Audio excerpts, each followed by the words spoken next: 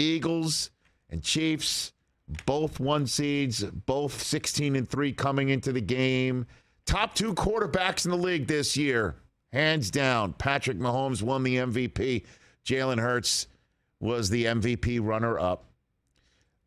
They both, by the way, had the same amount of points scored coming into this game. On the entire season, 564 points scored each. And sure enough, with a couple minutes to go, they each had 35. Somebody had to break the tie. And it just lived up to the hype. It lived up to the hype, this football game. This was the first Super Bowl. How about this? This was the first Super Bowl since Super Bowl 32. This is Super Bowl 57. First Super Bowl since Super Bowl 32 between the Packers and Broncos, in which both teams started with a touchdown on their opening drives. It had been that long since one team starts with a touchdown and the other team responds with a touchdown. We had not seen that in forever and a day. We saw it last night. And then we watched 2 teams just duke it out, battle it out, and 2 quarterbacks playing at the absolute zenith of their games. How electric is Jalen Hurts? How incredible is Jalen Hurts? The question all week long was, how would he live up to the standard that he keeps setting for himself, and how will he handle the pressure of playing in the Super Bowl? Well, how does becoming the first quarterback in NFL history to rush for 2 or more touchdowns and throw another in a Super Bowl? And he did it before halftime. First half of football of the Super Bowl play for Jalen Hurts. That worked out. Took a 10-point lead into halftime, thanks to him. And you could even say he accounted for another touchdown when he fumbled one and Nick Bolton picked it up and ran it in for a score. That, by the way, was only the 8th time. The Chiefs became the 8th time to score a fumble recovery touchdown at a Super Bowl, and only the 5th to do it in the last 40 seasons. So this Super Bowl was featuring a lot. A lot. And just the first half of the game. And the Eagles took a 10-point lead into halftime. And then became only the second team in Super Bowl history to hold a halftime lead of 10 points or more and lose. The other team, the Atlanta Falcons, in that dreaded 28-3 loss that they led, that 28-3 comeback win, let's put it that way, for the New England Patriots. And part of that is because of Patrick Mahomes and this team coming out of halftime and taking full advantage of everything that they had, which is Mahomes' heart and guts and will, because he seemed to significantly hurt his ankle before halftime. He said after the game he didn't take a shot at halftime. But Patrick Mahomes' heart and guts and will, and Andy Reid's coaching, man, and Steve Spagnuolo's coaching, whatever adjustments they were making, whatever plays they could dial up, must have touchdowns. Kadarius Toney's wide open. Must have touchdown. Sky Moore's wide open. I mean, wide ass open. Wide open. This is what you want. This is when in NBA your coach burns a timeout. You got to have a play call coming out of that timeout that results in a bucket. Must have touchdowns. The Kansas City Chiefs had 2 guys wide open. And then Kadarius Toney with damn near a punt return for a touchdown as well. And those are all things you got to keep in mind when we finally land on the subject matter that Super Bowl 57 has left the entire fan base, everybody who watched the game, whether they're diehard fans or not. It's time to land on the question of what was that defensive holding call all about. Because The defensive holding call on James Bradbury holding Juju Smith-Schuster. That's what everybody's talking about coming out of Super Bowl 57. Not everything that I just said to start this show.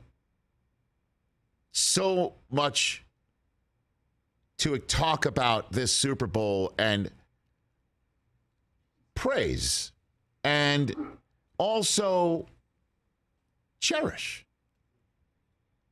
For so many people went directly down the tubes when the flag comes flying in to give the Chiefs a new set of downs and thus be able to run out the clock, run out Harrison Butker for a gimme bunny field goal and only leave the Eagles with mere seconds to go, because that's what this flag did. Without the flag, then Harrison Butker's got to come out with a minute and a half plus to go, giving the Eagles the opportunity to tie the game or win it with one timeout still in their back pocket. Nick Sirianni had to burn his last timeout after that fresh set of downs was awarded to the Chiefs with this defensive holding call. And here's my take on that. James Bradbury held him. He held him.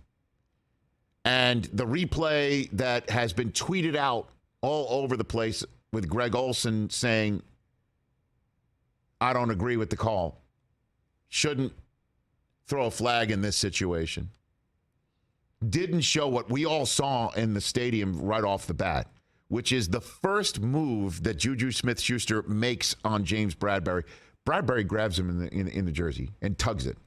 A good old, like, you could see the jersey come off of Juju Smith-Schuster's back, and he's got a fistful of jersey. After that, I don't think he touched him. I mean, his hand may have been resting on his back. His left hand may have been resting on Juju Smith-Schuster's back. And then the flag comes in pretty damn late. After Mahomes pointed? Well, I don't know if we could see if the flag came in after Mahomes felt like pointed. It was one of those. Like, because, hey. Well, you can't tell in real time. You can only tell when you're sitting at home with the rest of the world watching it, or if you're, in the stadium, which I was fortunate to be in the stadium. We saw it on the screen. They showed it. You saw the tug to the point where a couple of Eagle fans around me were satisfied on the spot. Okay. And then we're all starting to look at our phones and people are freaking out, like in the Twitter feed.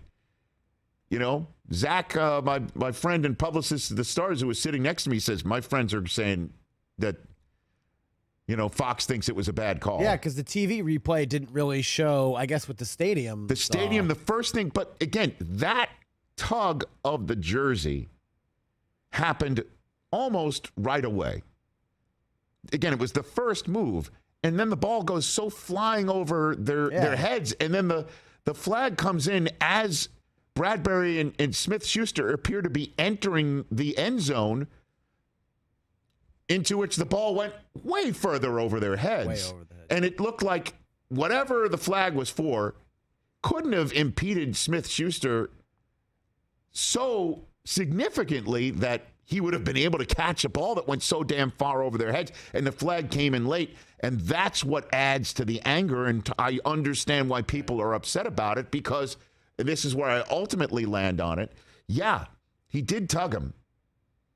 But we could also spend every single moment of the previous 58 minutes of action in Super Bowl 57 and parse out any moment on the line of scrimmage, parse out any moment between defender and receiver. We could parse it out, all of them, and say, yeah, that's technically a penalty. We're just doing this one for this one because A, it was called, and B, it was called in such a crucial situation, which is why I'm like, I could have easily lived without this flag. Yep. Absolutely, 100% easily lived without this flag. Even if we had seen, like, the replay, they didn't call it, and he's tugging the jersey. Well, it was so far beyond, so far in front of the rest of the play. Like, the tug happens. Mahomes is still in the pocket, which is why it's defensive holding, and hasn't let go of the ball. Now he's letting go of the ball. Now comes the flag. It just was one of those moments like, please eat it, because I don't think this game should have any conversation surrounding it about this.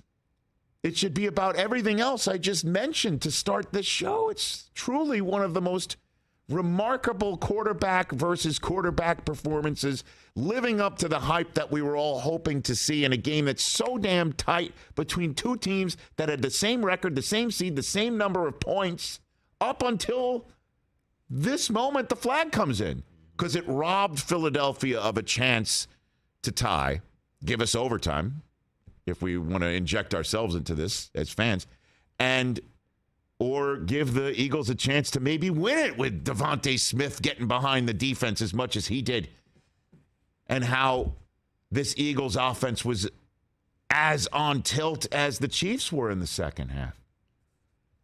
So, was it holding? Yeah. Should it have been called? No way. Just swallow your damn flag, man. Stay out of it. Because the refs had stayed out of it the whole game. I thought it was a super clean game. The refs were great up until that point. Both teams were playing. Well, I think so Eagles well. fans would complain that the Devontae Smith catch before the end of the first half that forced them to settle for a field goal rather than have a chance to go up. Didn't you think the ball moved as he hit the ground? The ball moved, but I mean. They were the benefit of one on the Dallas Goedert play, because that was really the Goedert play. That was close too.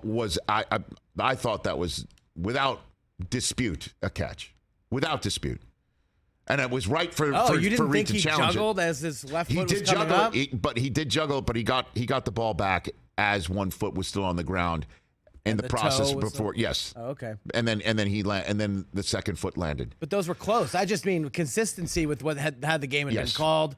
I just agree with you got to eat it on that. I wish we did not see that flag. Yeah. Just let the players decide, because they were going to. Was Kansas City probably going to win? Yeah, probably. I mean, but give the Eagles a chance to come back and answer. I've got, because we're here on the campus of AT&T still here, after 8 years, and I'm watching the Sports Mix on DirecTV.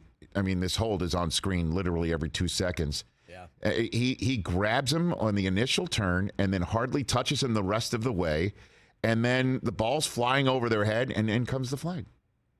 And you're allowed to make contact within the first 1 yard of the line of scrimmage. I think he was beyond that 1 yard. But Bradbury and this play, he even said it, just to put the final point on it, he said it, that he did it. Here's James Bradbury after the game. I mean, I pulled the jersey, they called holding. I was hoping they would let it ride, but it wasn't holding. I was hoping he would let it go, but of course, he's a ref. This is a big game, and it was a hold, so they called it. Period, end story. Guy admits. So anybody who thinks it wasn't a hold, exactly. It was. Should it have been called is the question. And I'm sure he did it because he felt like he had been getting away with it the whole game. Why would they call it with 2 minutes to go? I prefer not to see it. Because I don't think if he didn't touch him, if he didn't touch him, could he have gotten past him and got to the football? Maybe so. I don't know. It's a good 7 yards overthrown. Maybe because he was impeded. Maybe. I don't know. Maybe am I talking myself into reversing my take here? Maybe. Catch the Rich Eisen Show every single day on the Roku channel, 12 to 3 Eastern, for free.